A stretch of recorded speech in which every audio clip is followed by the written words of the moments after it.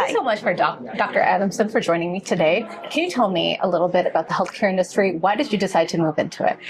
Oh, I'm actually a neuroscientist, so I study the brain and I've got a lot of basic neuroscience knowledge. And I realized that the best thing I can do as a scientist is publish a paper and maybe give talks, and the impact is good, but it's not what I can do.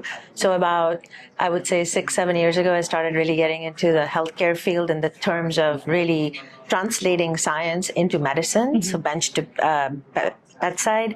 And I think it was really important to move in that direction because it was also right around COVID and people realize how important science is, but it's very, very important if you actually can translate it and take it to the patient and to the community. So impactful work is science in the back. What was it like during COVID? Oh, it was hell like everybody else, but I did get a lot of papers published, and it was made an insane amount of collaborations, and I think the whole world wanted to work together, and it was a really good time for scientists and doctors to get together and really find the problems and the needs that can affect the patient.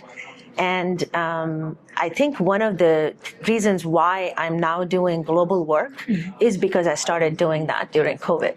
And what's the impact that you've seen thus far before, after COVID, and now like up till today? Well, I'm now running a company, and I also have a lab, and I'm also part of a center for women. And I think the global impact is that in terms of publishing papers, the collaborations are anywhere from Australia, New Zealand, Iran, Turkey.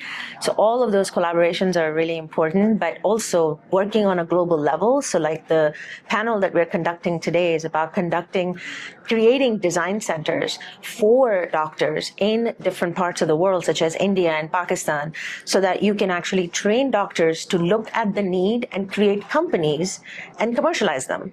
So it's the basically looking at all the innovation and AI and putting it together with biology, teaching doctors how to create companies. And that's the global work we want to do. And that's what's happening here. And we want to take it to the next level. Amazing. And what does the long-term goal look like? The long-term goal that I think would be great is that every country has its own set of very deep problems, and you cannot take a company that's here and apply it to Pakistan.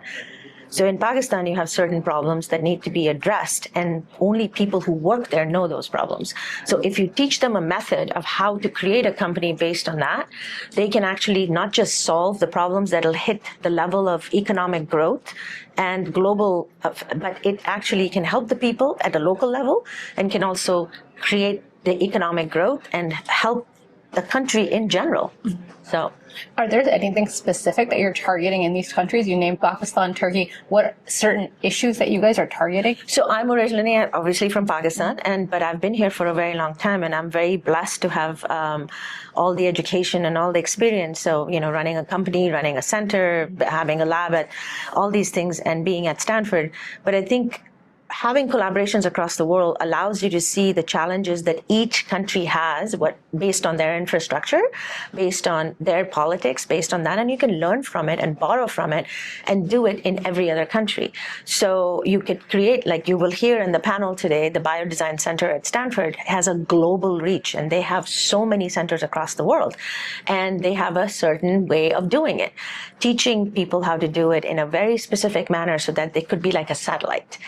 And then basically it's like a growth, and everybody's interested in, creating companies, but companies, in my opinion, only succeed if you actually, in biotech and also in medtech, is patient is the center and the need is the center.